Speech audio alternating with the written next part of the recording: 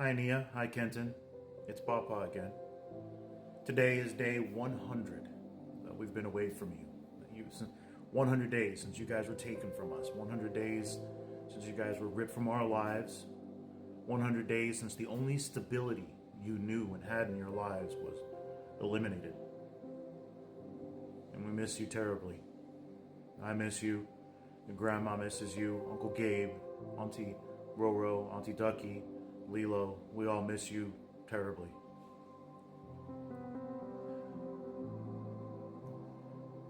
Today, Papa's been thinking about you a lot, like I do every single day.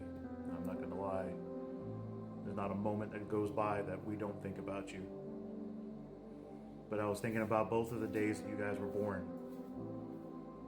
Nia, when you came around, Papa was just a dad. I was a husband, a brother, an uncle. And being a grandpa was the farthest thing from my mind. I had kids somewhat young,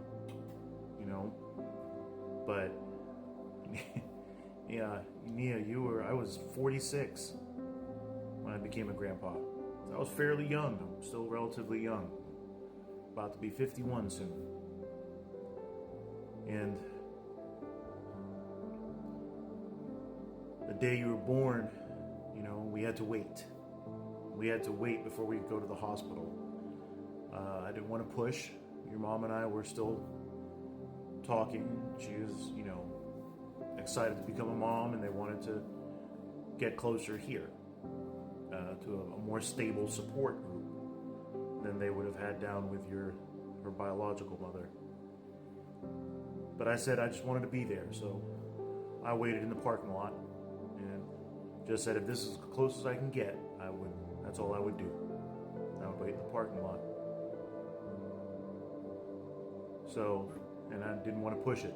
So I stayed in the parking lot, and then just very rapidly, I got a text from your mom that said she's gone. She had a pool tournament. She stayed long enough just to hold the baby, take a picture, and then she left for her pool tournament. And it was okay for you to come up now. So I came up there and I got to see you and hold you. And I was in awe all over again. Not only had I had kids, but now my kids had kids. And I got to hold this beautiful bundle of just chaos. And the whole cycle was starting over again. I immediately sent a picture to your grandma. And it wasn't until a few days later your grandma got to hold you for the first time. And it was beautiful. She said how much she felt and how much she just instantly loved you. And then the rest was just history, You guys were so close. You were so close to me at first, and then you and your grandma kicked in with your own secret language and rituals and songs and everything. And it just took off. Then a few years later, Kenton, you came around.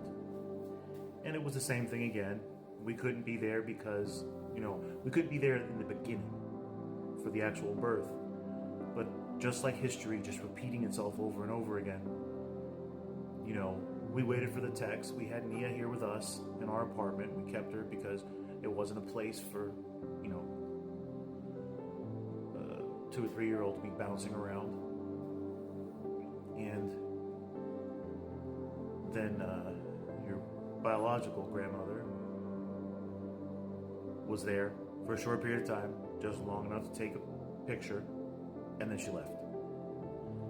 I thought it would be hours, and no, she was there for a short period of time and then left. I still have the text messages.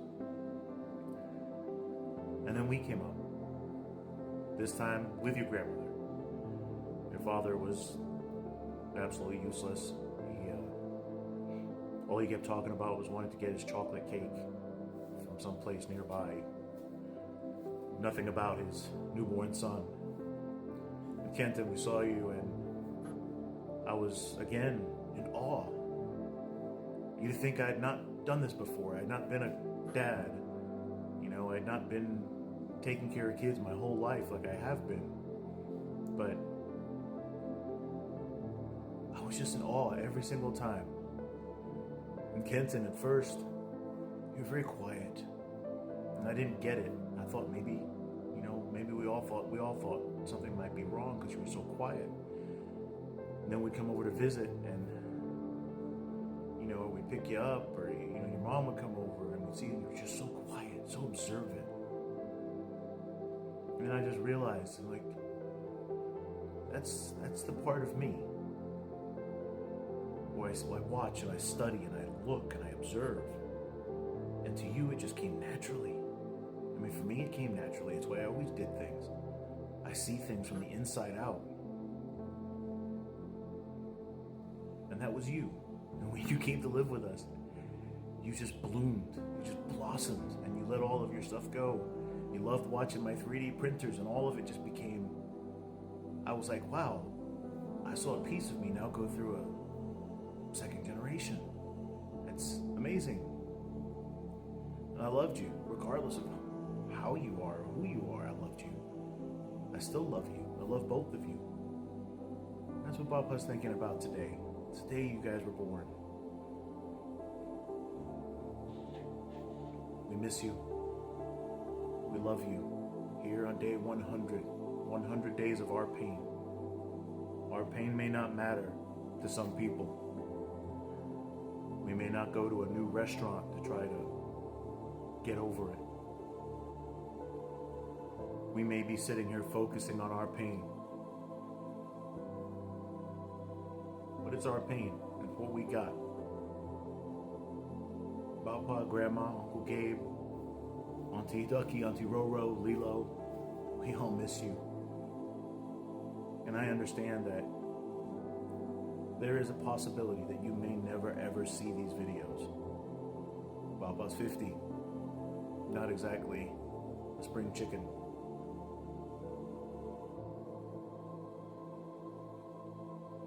And if you don't ever see these videos, or if there's a chance that you see these videos and I'm not around,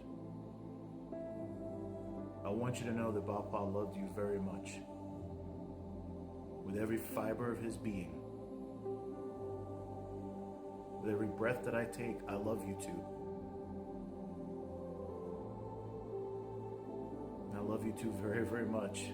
From the first day that I held you, to all the days in between, till I have no more air in my lungs.